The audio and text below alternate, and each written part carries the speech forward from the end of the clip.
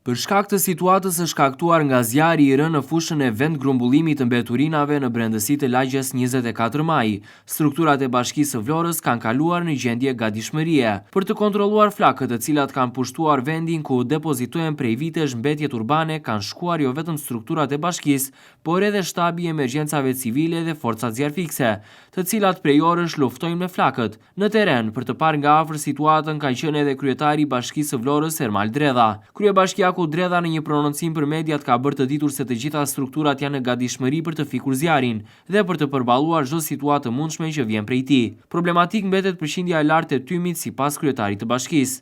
Jemi këtu te fushë mbetjeve, siç e shikoni, në fakt ka filluar zjarri që mbrëm, rreth orës 9. Është menaxhuar rreth orës 11:30 zjarri në fakt është vendosur në kontroll paktën ditën natën e djeshme, por për shkak të kushteve atmosferike ka pas një herë që gjithë e keni parë, ka filluar që djeni dreke dhe vazhdon të jetë edhe sot, megjithëse është pak sot era. Megjithatë, dikur rreth orës 3-4 e mëngjesit ka mbështytje, ka filluar përsëri, gjithë kanë qenë në terren, vazhdojmë të jemi në terren derisa ta vendosim situatën në kontroll. Nuk është se ka shumë prezencë të madhe zjarri, por më shumë ka tym, kjo edhe për shkak të erës. Gjithsesi, do mundohemi që brenda pak orëve gjithçka të jetë.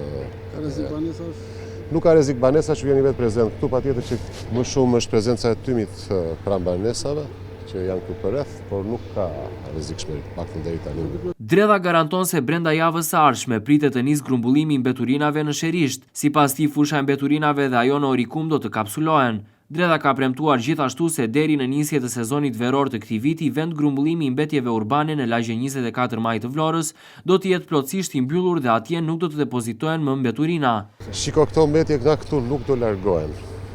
Këto mbetje do fillimisht do të mbulohen me dhe pastaj do të vazhdojmë me projektin që kemi thënë më parë me KFV-n, që do të bëhet kapsulimi, do të bëhet një ekopark, por kjo është momentin, është faza e dytë. Fillimisht duhet të vendosim në punë Sherishtën dhe shpresojmë që brenda kësaj jave, nga fundi kësaj jave, të vijojmë me hedhjen e mbetjeve në landfillin e Sherishtës.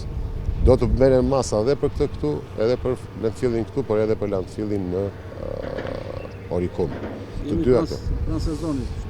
Sezoni që do vi nuk do të na gjejë më as në Orikum edhe as në fushën e mbetjeve ekzistuese ku jemi tani, nuk do të jenë më të përdorshme. Pra ne do të fillojmë të mbulojmë edhe. Ndërkohë, dyshohet se edhe në këtë rast kemi të bëjmë me një zjarrvënie të qëllimshme për shkak se flakët janë konstatuar në disa vatra njëkohësisht, teksa është zgjedhur një ditë me erë të fortë për t'i vendosur zjarrin fushës së vendgrumbullimit të mbetjeve, për shkak se era ndihmon tepër në përhapjen e mëpasshme të tyre.